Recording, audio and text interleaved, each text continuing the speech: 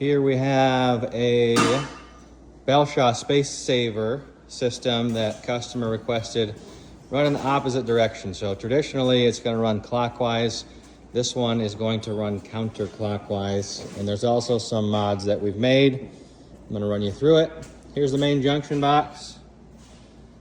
100% new everything throughout this system. So main power, 220 single phase with a neutral, dedicated neutral. Here is our control panel. Here's the E-stop that kills everything. Main on-off doesn't do anything unless the E-stop is twisted and released. You have separate controls for heat and humidity and signal. And this black button here is a proofer jog button.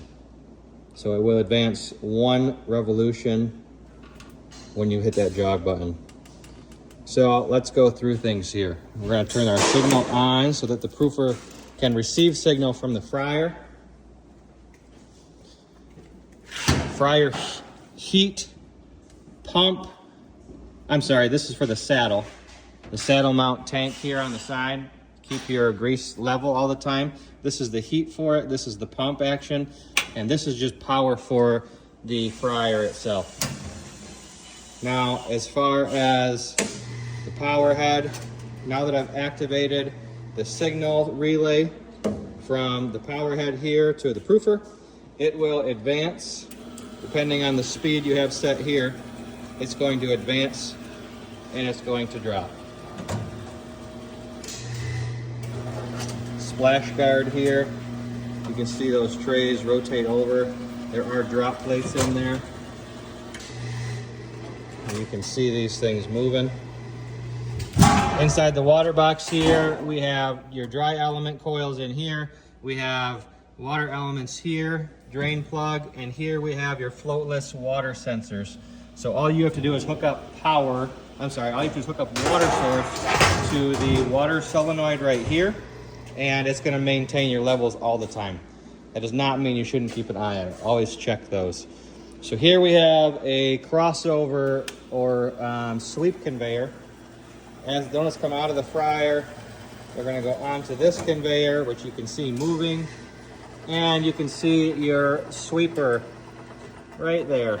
It's going to push the donuts 4 at a time and help you turn this 90-degree corner. We installed some generic cooling fans on here because the customer did not have room for a cooling conveyor. Speed controlled DC with the speed of a knob. Here we have Belshaw waterfall glazer.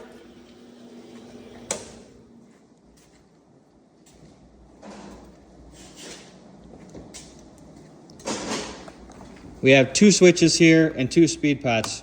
One is for the pump. It's labeled. And you can see that pump turning. That's what adjusts the volume at which your glaze is going to be pumped up into the trough here. So if it's overflowing and cascading too much, you're going to turn that down. We also have the conveyor speed right next to it, so you can adjust that as well. Height of the trough is adjustable. Plate right here, your glaze plate slides out the side for cleaning. And lastly, we have the screen loader. You have controls here, DC controls for the conveyor itself on top. And then the next switch is for the takeaway chain. Both again are DC controlled. So you can adjust the speed however you'd like.